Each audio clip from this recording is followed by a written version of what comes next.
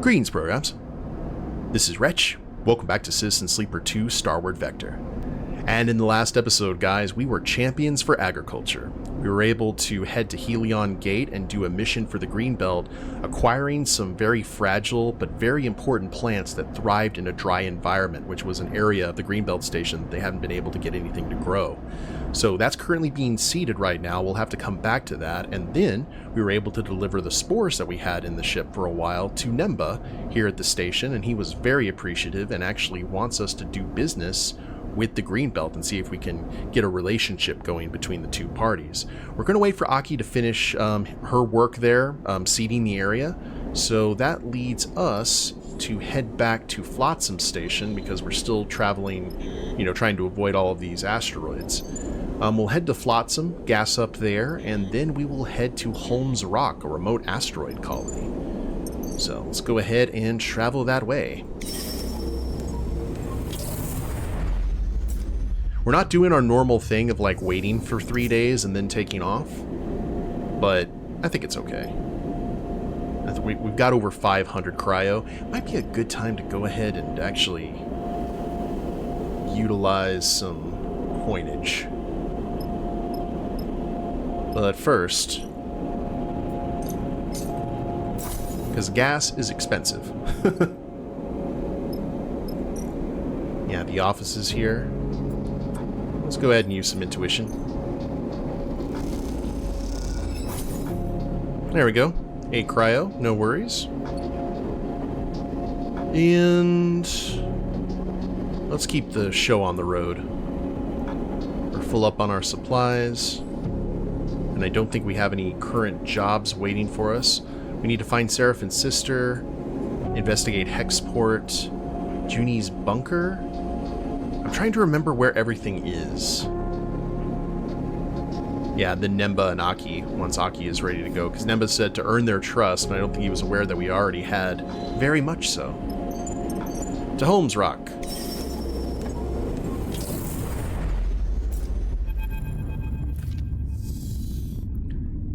Sleeper? Bliss speaks quietly from the door at the back of the cockpit. Can we talk? You glance over at Seraphin, his head back and eyes closed while the rig cuts through an empty space. You don't seem to be needed here. You unclip from your harness and follow Bliss. How are you doing? Bliss glances over their shoulder as they drift toward the back of the ship. The question takes you aback. You can't remember the last time anyone had actually asked with real intention how you are. Better than I was. Bliss shoots you a look. That's a good way of thinking about it, I guess. But to be honest, Sleeper, I'm not sure how you are still standing. Breaking out of Darkside, then again in Hexport, those things take a toll. Bliss turns a corner. It's okay to give yourself space to feel that. Bliss leads you off the main corridor, into the workshop they set up when they repaired the ship. It's small, but its neatly arranged tools and sloped walls help it feel cozy and tucked away. You see improvements everywhere. New tools and equipment. Bliss notices you looking at their upgraded setup. I told you I'd be worth taking along. Never doubted it. Bliss raises an eyebrow. Well, that's a lie. They smile. Feels good to hear, though. Anyway, I didn't bring you here just to brag. They pause. Or at least not just to brag. They suddenly glance away, the atmosphere in the room shifting. I can see your body is showing the strain, Sleeper. I brought you here so we could do something about that. They beckon you toward the workbench, where you both settle onto stools. They flick on a small light and aim it at your arm. Well, let's let Bliss look. Bliss gently cradles your arm, turning it to inspect the underside. You see tears and holes in the vinyl skin, and dark, moving things underneath. Let's watch the master work. You look as Bliss brings the light closer to the biggest tear, and it glints off the metallic tendons in your forearm. Below them, you see something more fluid and wet catching the light. You know, you aren't the first Sleeper I've met. Bliss talks while they inspect the rest of your arm. I actually partnered with one of my old repair bay on the eye. Feels like 100,000 cycles ago now, but I remember them. Their precise work, their quiet enthusiasm. There's something calming about their presence. Bliss swaps to your other arm. They were different to you, just like one person's different to another, I suppose. But I can't help but remember that time. I was a different person then, that's for sure. They meet your eye. I'm going through something of a transformation myself. What do you mean? Bliss lays both your arms down and leans forward to inspect your upper chest, adjusting the light. I was pretending before, I think, to be the person I was expected to be. They press along the hard protrusion of your clavicle. There were so many calculations I was making, so many corrections. How I held myself, how I spoke, how I reacted. They push gently against each of your metallic ribs, one at a time. I didn't realize how tired I was until They stop and sit back. Until I gave up. I came here to the belt with someone else. And when I did, I realized this was my chance to become something new. So I let go of everything. They look away. It was messy, ugly, and the person I came here with, I let them go too. I was punching out at everything because it felt like everything was holding me back, stopping me for the change I was owed. Don't worry. They smile weakly. I'm calmer now. I'm not about to explode on you or anything. It's still a difficult process, but it feels like shedding 100 suffocating skins that you spent half your life putting on, one by one. They meet your eye. It feels like an escape. They lean forward again and check the skin of your shoulders where it's worn and faded. You let them. The atmosphere quiet but calm in the workshop. A feeling of solidarity glowing somewhere in your frame. Not bad, sleeper. You're holding up well given everything. Bliss folds their arms in front of them protectively. But I'm still concerned. There's some decline to your ship system functions. Let's keep an eye out for components. Thank you, Bliss. Not just for the repair, but also for the confiding. It's no problem. They release from the stool and drift over to the rack of tools. I owe you for jolting me out of whatever my life had become on the far spindle. You lead Bliss to their workshop, feeling reassured that you have them here on the ship. As you do, you think of your relationship to your own body, this frame that you were forced into that has never felt quite like your own. You realize that this feeling is not quite to you. No one gets to choose their body. Everyone has to contend with the entropy of their flesh. And in that realization, you suddenly feel less alone. That was a really good scene to explain that. Lumped and cratered, Holm's rock floats on the sunward side of the belt. Its only notable feature are the bright shapes on its solar arrays, angled toward the system's distant star. Can't even dock the rig here. Seraphin nods at the bright shape of Holm Rock's lone docking bay. Won't fit. We'll have to park here and go out the airlock. He seems repulsed by the idea. What is this place? It was a Solheim relay station once. Now it's a way station of some sort. Seraphin squints at the rock. Never heard of much happening here, really. Barely seems worth the trip now. Bliss speaks up from the back of the cockpit. You never know. I guess. But don't expect to turn up any jobs all the way out here. I'll come down later. Don't feel like squeezing into a suit right now. Bliss gives a lazy wave as they glide out of the cockpit. Eugen pokes his head into the cockpit. That rock down there got a bar? He looks between you and Seraphin. No idea. Seraphin sighs. Looks dead. Eugen squints out the cockpit windows. I see a few warm lights. He shrugs. I bet there's a bar. He disappears in the direction of the airlock. You gaze out over Holm's Rock. It certainly doesn't look very exciting, but there's refueling to be done and maybe more besides. Might even be able to scare up a hot meal. You know, Sleeper, that Lotic freighter means we aren't far from Wellspring. Seraphin gives you a sideways glance. Your sister. I haven't forgotten. Alright then. Seraphin smiles. Appreciate it. I heard the pressure of the war in the inner system is having an effect on how the Lotic Syndicate's being run. Just want to get there before something big goes down. He turns back to his console. You look out at the Lotic freighter, painted the same distinct yellow as the springtide back on the far spindle. You've heard they supply most of the water in the belt. Not exactly an organization you want to collapse. A light catches your eye beyond the rock, a warm flash that's gone as soon as it appears. You're at the sunward edge here, and beyond is the inner system. Holm's Rock may look sleepy, but it lies on the shores of a corporate war, something residents will be painfully aware of.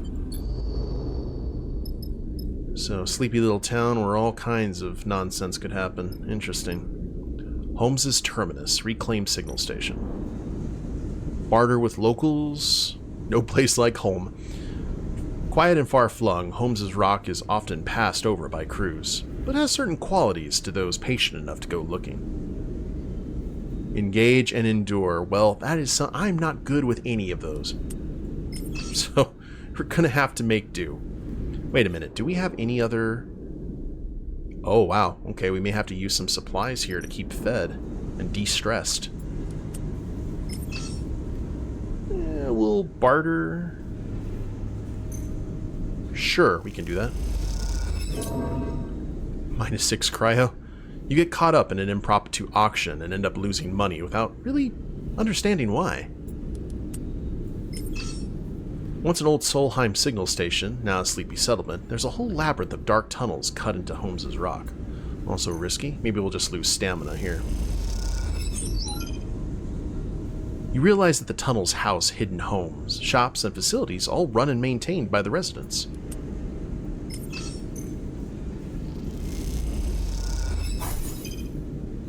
You notice the tunnels are used by the locals as shortcuts around the rock. Useful. And then that'll put us at the 50 neg. Yeah, I don't know.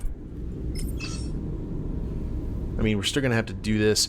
I want to see what happens if we actually fail this one. Do we just lose... Okay, just energy? That's fine. You take a long and winding route through the dark and dusty tunnels with nothing to show for your efforts. Rather lose some stamina than money. New location discovered. Okay. What'd we get? Oh! Many things. Sun catchers, a sprawling solar array. Interface. The solar arrays of Holmes Deep keep the settlement viable, but their systems are old and the residents will pay to have an outsider inspect them. Great. Fix broken arrays. Debris pummels the solar arrays, so regular maintenance is vital. The residents are always appreciative of any help with this endless task. And sell raw scrap. The sun catchers need a constant supply of scrap for repairs and construction. Holmes's Rock saves most of its income for this. And I don't think we have any raw scrap. We got processed scrap for days. Senna's Rest. Okay, this is where we go for the foods. But buy a meal. Senna's Rest is set up in the old Solheim canteen of the signal station. They serve a hearty broth with softened grains. It's not... And then sell engine components. It's not the best use of these valuable items. 35 cryo is a pittance, but Senna will broker a sale to a passing crew in need of repairs.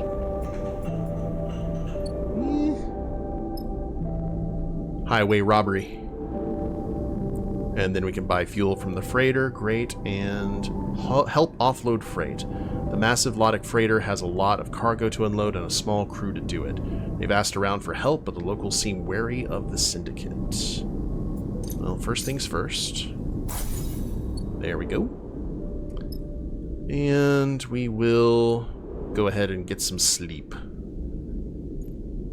And get some of our cryo back for that little getting swindled.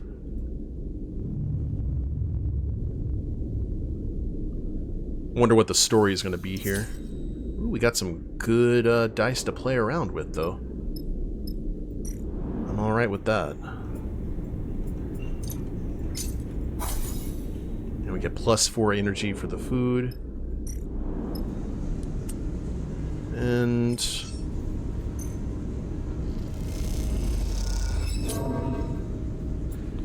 well... come on, come on. Just a little bit of energy. Holmes's rock is starting to make sense, from its well-lit terminal to the tunnels that stretch beneath. In Holmes's rock, it's impossible to get away from the feeling of living, working, and eating in a ruin. Most of the belt is built on top of the remains of Solheim's infrastructure, but there are plenty of places where the modifications or extensions to those structures eclipse the original foundation. In Holmes's rock, it's the reverse. The station is a small warm patch at the center of a network of tunnels and bays that stretch within the rock, most of them dark, damp, and wrecked. A sprawling foundation that will never be built upon. Every so often, gliding on your way between Senna's Rest and the Suncatchers, or from the docks to the depot, you find yourself in one of these dark tunnels. That's where you are now. You float, stopped at a 4-way intersection. No light visible down any tunnel. When I come into a fork in the road like this, I always, in video games, go left. You kick off gently from the wall and head into a cylindrical passage clad with panels that hold back the rock. It's wider than the others, and here and there little droplets of water float undisturbed. At the far end, you see a faint point of light, the warm glow of a lit passage. Suddenly, you hear a rustling in the dark and a shrill sound that you can't place. There's something out there. Turn back or rush through? Sure. Whoops. Trying to calm your nerves, you overcompensate and kick off too hard. You fly through the tunnel, droplets of water spatting you, and collide with a metal crosspiece you hadn't seen. You bounce off it, tumbling through the air, before you catch yourself on the wall. You curse in the dark and move toward the light. Then it hits you. Something solid and meaty, slamming into your stomach and spinning away. You press off the wall and push on as a shrill wail echoes behind you in the dark. What the hell was that? When you reach the lit passage beyond, you turn back, but the tunnel is silent and still. You continue on, but you can't shake the feeling of being followed as you ascend back up through the station. Perhaps next time, you'll take a different route. New location discovered. Ooh, the Sealed Bay, abandoned Solheim factory. Solheim Bay is sealed, but with enough data, you might be able to crack the encryption and get inside, huh? Well, that's certainly interesting. We have got Solheim data. We haven't been able to use it yet.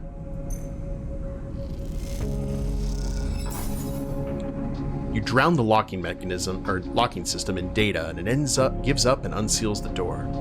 You're in. Old fabricator, decaying Neo-Vend printer. Oh my god! Neo-Vend! There's a faded old Neo-Vend printer in the bay. Feeding it data should authorize the component vending process. How much does this do?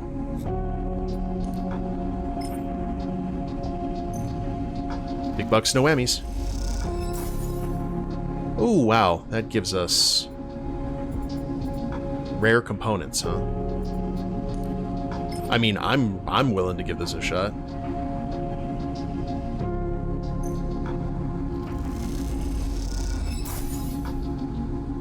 Okay. Watch, we're gonna run into something else where we're gonna need tons of that Solheim data. Oof. But that is pretty much everything here in this zone that we can go to. I do want to check something out, though, just to make sure. I don't want to leave. Not yet. let's go ahead and spend a turn here getting our stress dealt with. And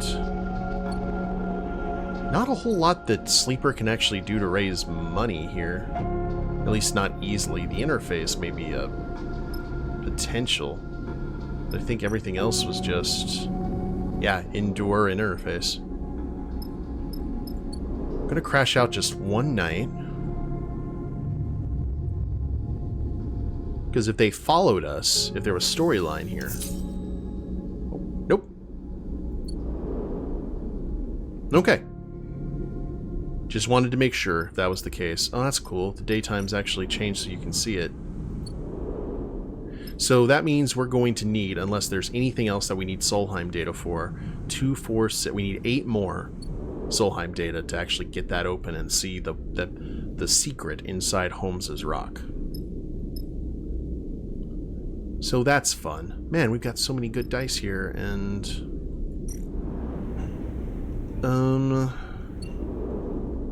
yeah, there's really nothing else for us to do here. Not that I can see. So let's go to the map. Oh, wait a minute. Solheim Bunker. What? Juni is found... Oh, yeah, I forgot about that. Of course. Let's go ahead and... I don't remember if we get our... food back. So you gotta help out Juni. Let's go ahead and travel and do this. Confirm. And definitely have to take Juni, and we'll definitely take Eugen for any of the grunt work.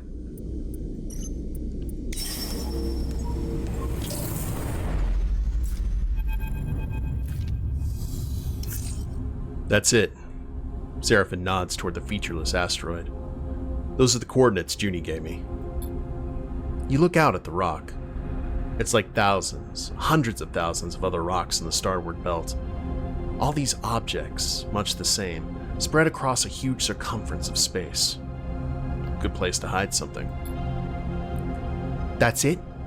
Juni speaks up from the back of the cockpit.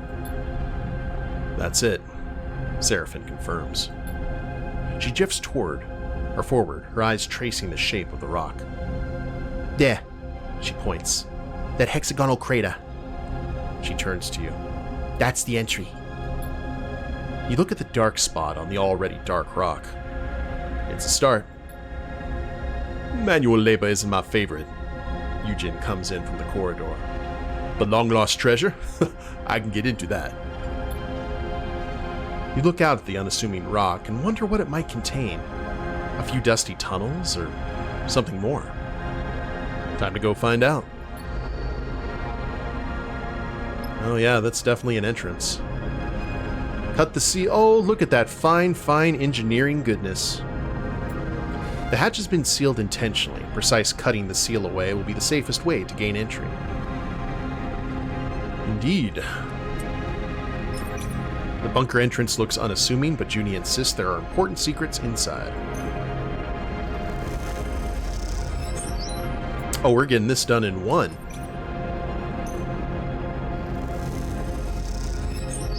The seal can be sliced and then torn for quicker progress. You're almost through.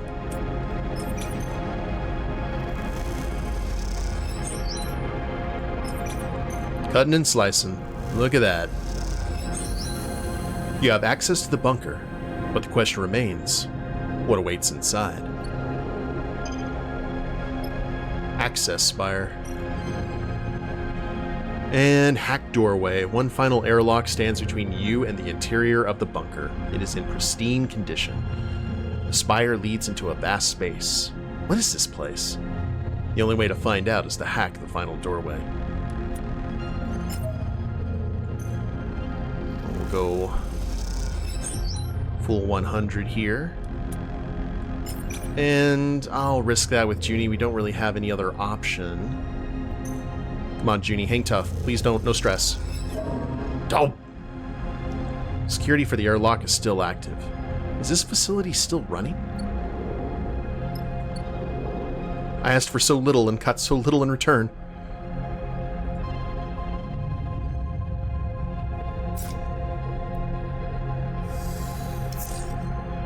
Okay, thank you, Juni. You just needed a rest here. I see. I see how it is.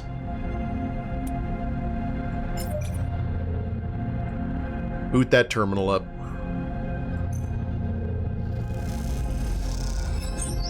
There are no errors to exploit in the system, but Solheim code is outdated and simple.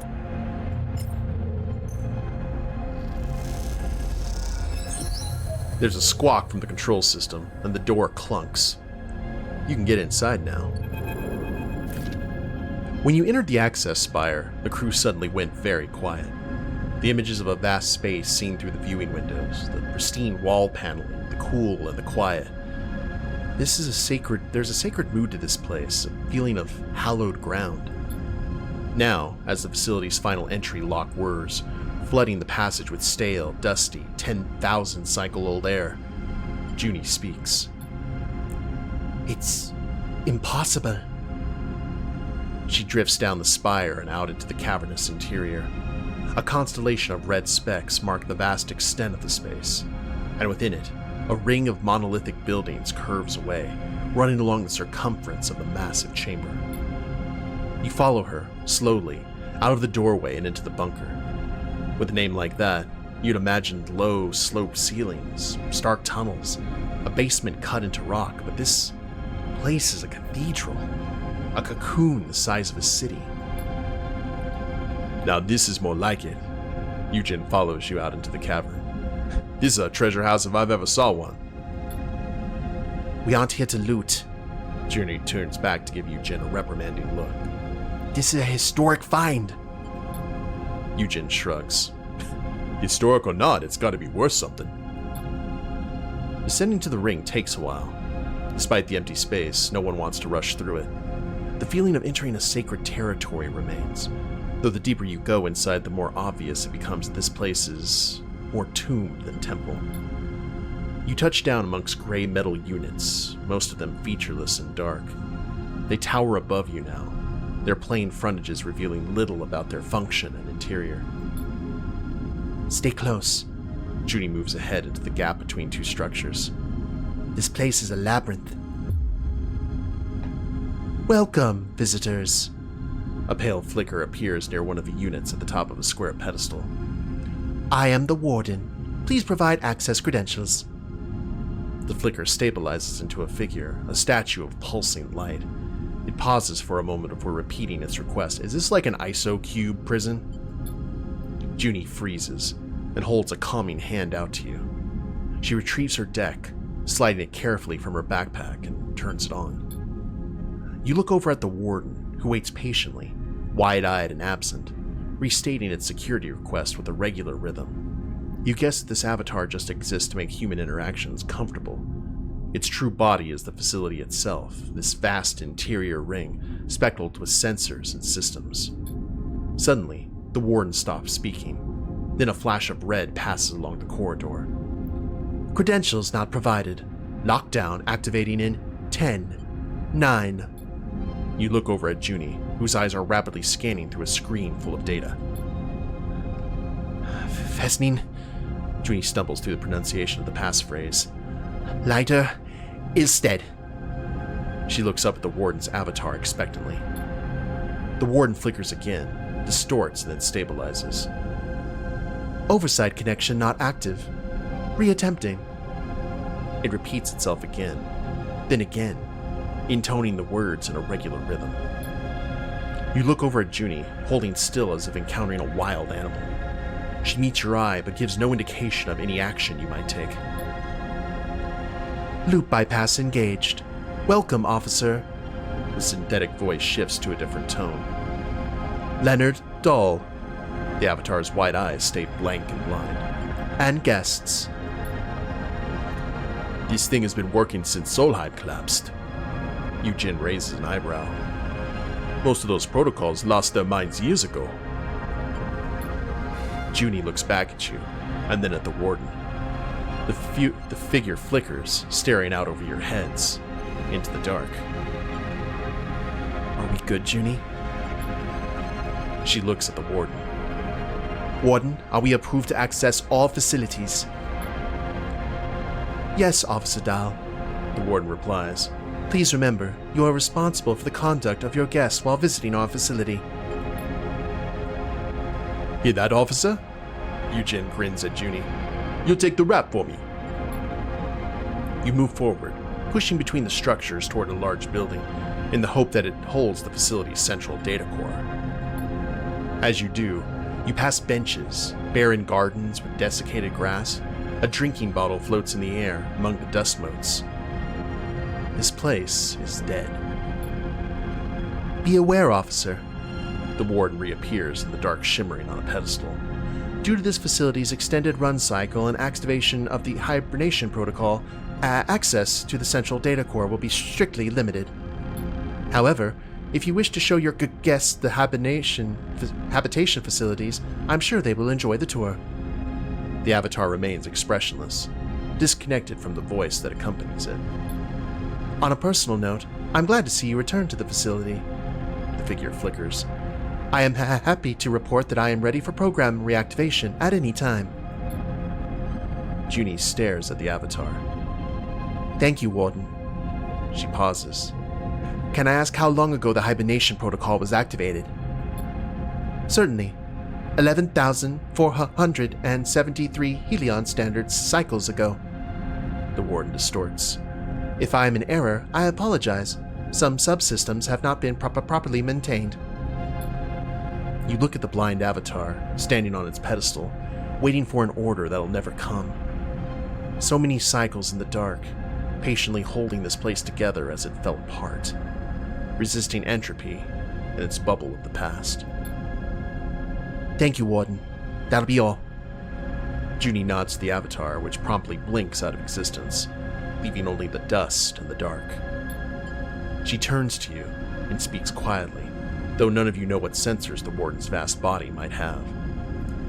My access, it won't last long. We need to make the most of this. We go for the core or search the facility. You know what? I don't know. We'll go for the core. The warden won't like that, but it's where the data is. She glances around. We can try to be delicate. Take it little by little. I don't know how long this will last. Juni sighs. Let's get on with it. Oh, Lord. Okay, now this is where curiosity is going to kill the cat, or kill the wretch, or the sleeper. But it's a great place to go ahead and call it an episode, guys. When we get back, we'll explore the warden's facility and maybe see what's going on. Hope y'all have enjoyed it. If you liked the episode, please leave a like down below. Subscribe to the channel, leave a comment, that'd be a big help. And we'll see you next time. Later days, everyone.